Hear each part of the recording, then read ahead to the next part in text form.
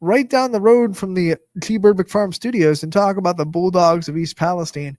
Already talked to Tony Foster on the show a couple weeks ago. Let's talk about what East Palestine brings back, what they're missing, and what things await them in the 2021 season.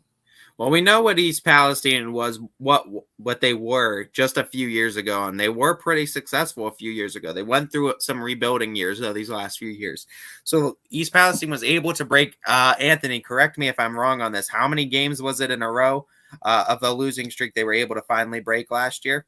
Ugh, I don't know the exact numbers. It was something. It was DJ would know offhand, but it was a long losing streak, and they were able to finally break it and get that win under their belt, which was a huge step too. And it's part of building this program, and that's exactly what Foster is trying to do.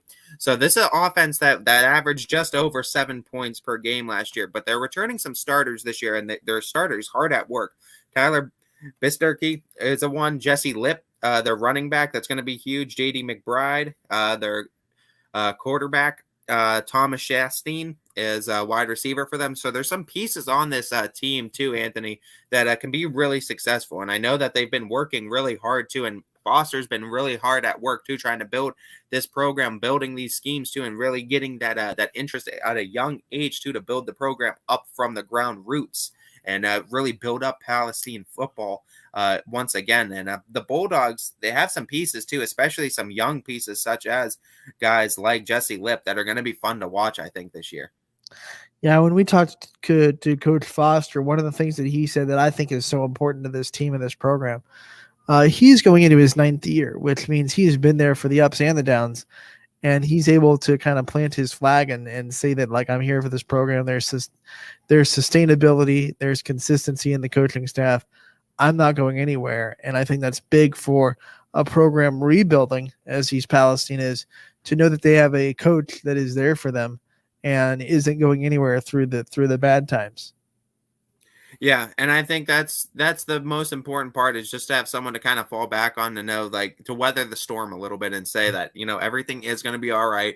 Every team goes through it at some point. There is every team that goes through the points of where they have a step back from what they've been or what they can be. And, you just have to go through the rebuilding years. And I feel like every team has to do it inevitably at some point in time. So it's just one of those times where East Palestine is continuing to build. But the best thing about starting where you're at the bottom, there's nowhere to go but up. And there's a lot of potential there too for East Palestine, and there's a lot of room for improvement. And there's an exciting time too to be Bulldogs, because there's only room for improvement from here on out. And one of the things Foster talked about, Coach Tony Foster, by the way, full name, he talked about how last year their offense every game kind of improved. And he felt like at the end of the season, they really figured it out. So now you bring back almost everybody, and now you have an offense that already figured it out last year. So you got to imagine that offense is going to be a lot better week one this year than they were week one last year. They're not going to be having to figure things out anymore, and they're going to be running more of a well-oiled machine.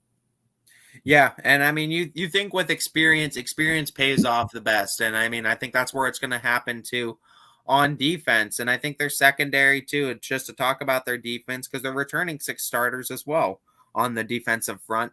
And I mean, of those guys, there's a lot of guys that play both ways defensively. So you're looking at the guys like Lipp and McBride and guys like that. But I mean, the experience too, I think, is going to be what really helps too. And it's going to help in the defense a little bit more, especially in fronts like the secondary and the real skilled position on defense, where you got to watch coverages a lot more too, and be in coverage a lot more, and know your man, know your routes, and know where guys are going into.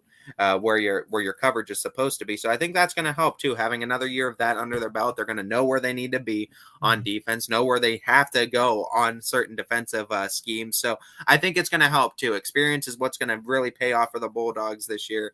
And I think you're going to see an improvement in them, honestly, from last year. Let's talk about their schedule, what they have looking forward to them in the non-conference before we get into their grind in the EOAC. They go August 20th at Malvern, August 27th home versus Wyndham, and September 3rd at Campbell Memorial. And none of these teams are shying away from up opponents that are going to be a very tough matchup. I mean, Malvern week 1 and then Campbell week 2. We talked about Campbell a lot, a team that's going to take a big step forward. I know they only won 1 game last year, but They're going to be returning a lot of young athletic players. So I don't see any walkover games for East Palestine, but also games that you look at and you say they could win these games. You know, Yeah, they're winnable absolutely. games. And I mean, you look at those 3 games, every single one of them I think is winnable. And I think that Campbell Memorial game is going to be huge for both teams, whoever comes out on top, too. That could be a huge game that either might get them 1-2 after 3, or it might get them 2-1, or it might get them 3-0. Who knows? But I mean, that might be a huge game, too, non-conference wise versus Campbell, that is going to really propel them into conference play, both teams. And that game will catapult them in the EOAC. Talk about what their schedule looks like inside the conference and what they have awaiting them inside the conference schedule. They open up with the Bears at Latonia. They go to September 17th, home versus Wowesville. September 24th, home versus Lisbon. October 1st at United. October 8th, home versus Columbiana. October 15th at Southern. And October 22nd, home versus Valley Christian. I mean, when you look at that schedule, and one of the teams that I'm interested in watching them play is Valley Christian, and they end the season against Valley Christian, two teams that are trying to assert their way into the picture of the EOAC, and two teams. I mean, it's the end of the season, so they have the chance to kind of put their stamp on a season with that game. No matter how the season goes, that game is an opportunity to kind of either end on a positive note or end in a negative note if you drop that game. Yeah, I think so as well as a game such as Lisbon's another interesting one too. September 24th. I think that one will be interesting to see with East Palestine being at home too to face the Blue Devils. So I think that'll be a game too where East Palestine might be able to surprise Lisbon there too. I think it'll be a very tough matchup too, and I think that could be anybody's game too on September 24th as well. You know what? And I'm also kind of interested in when they play Latonia, because Latonia is replacing a lot, and East Palestine isn't. That's always an intriguing matchup. Not having to worry about Marco Ferri is a nice thing if you are East Palestine. So not having to worry about him rushing the ball a bunch of times is going to be a huge relief for the Bulldogs.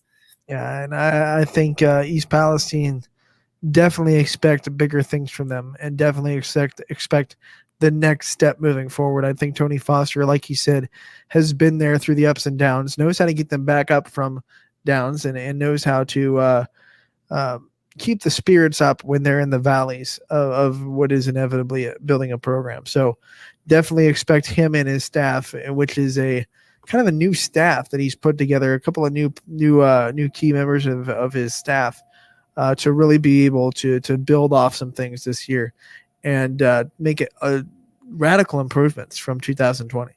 Yeah, and I mean that's the biggest thing is that just got to make improvements, and I mean they look like they are in position to do that too. And I mean I expect an improved Bulldog team this year.